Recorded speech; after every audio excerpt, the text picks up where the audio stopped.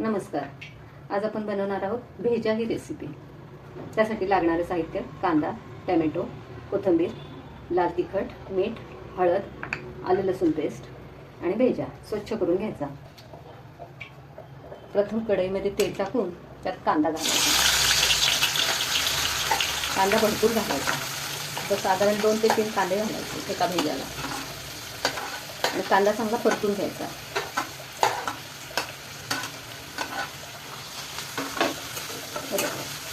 आता भरपूर भेजा थोडा असल्यामुळे कांदा टोमॅटो जास्त घालायचा. एकदम सोपी रेसिपी. असा कांदा चांगला भाजून घ्यायचा मोठ्या गॅसवर. हा असा कांदा परतून घ्यायचा. बदामी कलरवर आला की त्यामध्ये आलं लसूण पेस्ट टाकायचे. तेही परतून झाली की त्यामध्ये टोमॅटो घालायचा. टोमॅटो सुद्धा चांगला परतून घ्यायचा.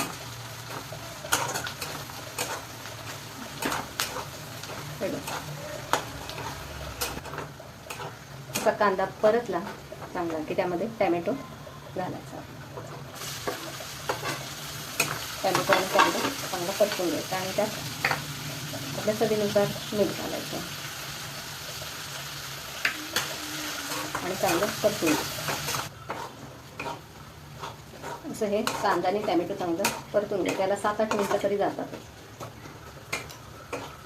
टोमॅटो तेल सोडायला लागला की त्यामध्ये हळद, लाल तिखट, धणे जिरे पावडर, गोडा मसाला ॲड करायचा. ते चांगलं परतून घ्यायचं. चटणी चांगली तेलात भाजली, तिचा खमंग वास सुटायला लागला.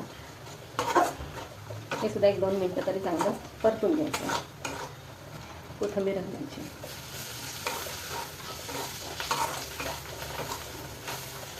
असं चांगलं परतून घ्यायचं.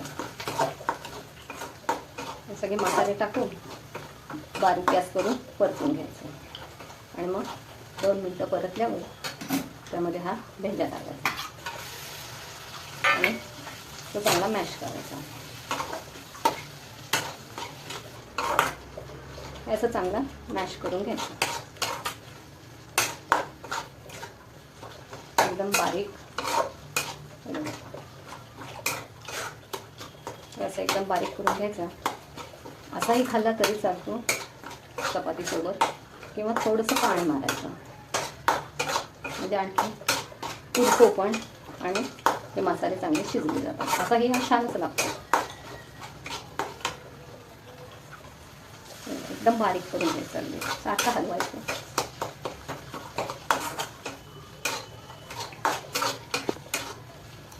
हे बघा, असाही हा सुंदरच असतो.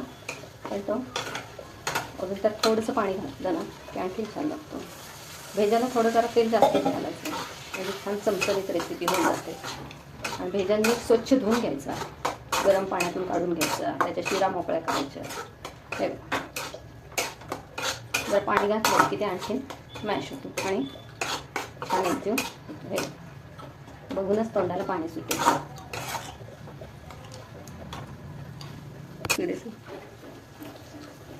आता वरून भरपूर सारी कोथिंबीर घालायची आणि गॅस बंद करायचा. रेसिपी तयार. गरमागरम भेजाची रेसिपी तयार.